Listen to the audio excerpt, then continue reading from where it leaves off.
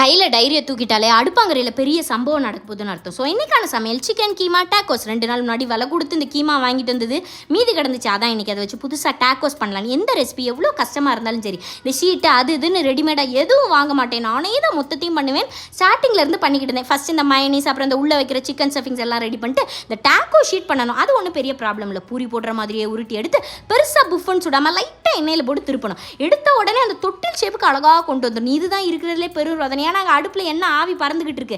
இன்னொரு சைடு இதை வேற சுட சுட மடிச்சுக்கிட்டு இருக்கணும். இங்கே போக அங்கே வரேன் தான் இருந்தேன். ஆனால் அதை கையில் அப்படி வச்சிருக்கும் போது மட்டும் செடியாக இருக்குது. கீழே வச்ச உடனே விரிஞ்சுக்கிட்டு போயிருது.